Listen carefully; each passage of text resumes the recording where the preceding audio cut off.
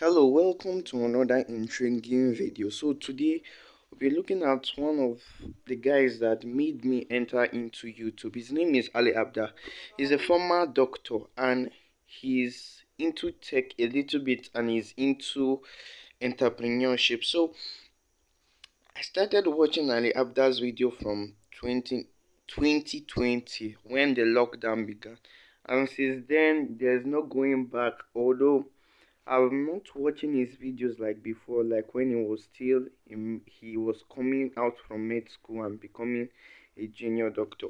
As at then, almost all his videos have been steadily followed them. But since 2021, 2022, he's an ex-doctor and he's presently writing a book and doing his own channel related things. Now, he has two channels: Deep Dive with Ali Abdaal and the main channel, which is Ali Abdaal. And he has been talking a bit about finance. Then he usually do book reviews.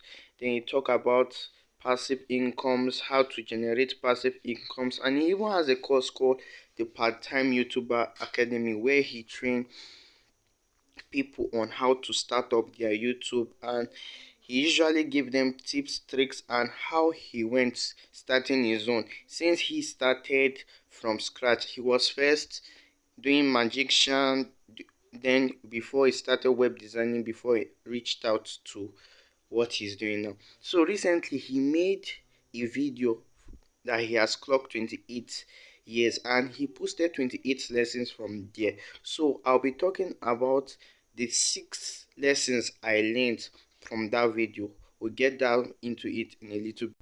Okay, the first lesson I learned is choosing to be satisfied.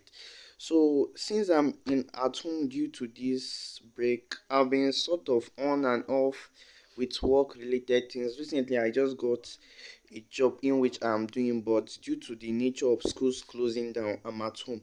So I've been battling with sort of being down, up and down, and seeing my friends, seeing my colleagues, they are getting things that I feel like I should have, and me lacking them.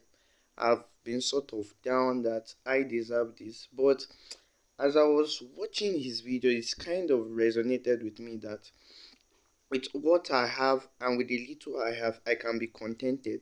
I can be contented with making the YouTube videos that I'm making with my phone, and with the things I have, even they are little, but I can still make good use of them. This is what another thing that I learned from his video is planning and doing are two different modes of operation. Lately, I'm a more of a spontaneous guy. I deal with things spontaneously. I usually don't have a particular order of doing things. I usually put them in my brain and I kind of do it. But there is something I kind of noticed that oftentimes there are things I don't get done. There are things that get sidelines. There are things that I forget. And the days that I usually plan things out, maybe I write 6 to 10 things that I want to do. I usually discover that me planning them is quite different from me carrying them out. Maybe if I write 6 things I want to do, I will end up doing 4 and I will not do 2. And it kind of make me feel down. Recently, I made a to-do list of what to do and I wrote like 5 things. I did everything but I neglected one, and it made me feel bad. When you are planning to do something, it feels quite easy. You will say within yourself, yes, I can do it. Is it not 4 or is it not 5? But you actually carrying out what you have set out to do is quite different from it.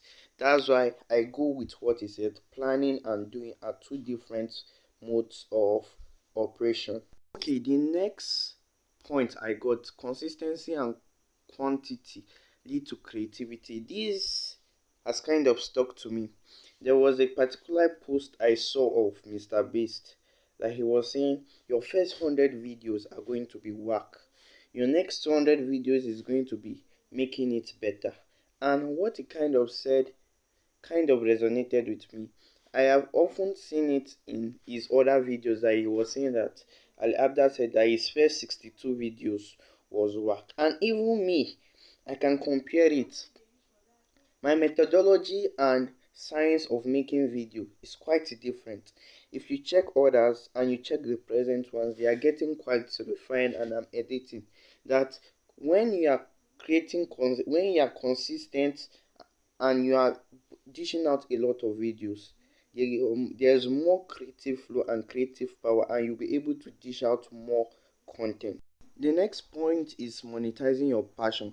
Particularly, there are two things I'm quite interested in: medical school and medicine. And often the course of time, I've been making videos about these two. Often I usually branch out to talk about other things, but the main basis of my passion is these two things. Now, Ali Abdaal does his own, he monetizes his own passion, web design and other things. Why me? I am currently doing my own. The things that I'm quite interested in: smartphone tech and medical school. Even when I go to school, I will make a bunch of videos about them. And doing it is kind of fun, but don't be reliable on it too much. The last lesson I learned is journey before destination. Particularly during my journey to med school, there's one thing I have learned: to savor every moment. To savor every moment when going through. Now, he made this analogy in his former videos, not the present one he did, that when you are climbing a mountain, all the excitement, all the exhilaration happens when you are climbing. Immediately you get to the top, it's only a momentary happiness, it will all go.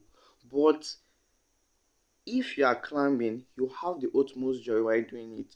I can relate it to in medical school. When you are doing medicine, when you are doing it with your friends, you are reading with your friends, you are doing active recall, you are staying, you are asking yourself questions, you go out, you feel the stress together, you go to class together, you get depressed together.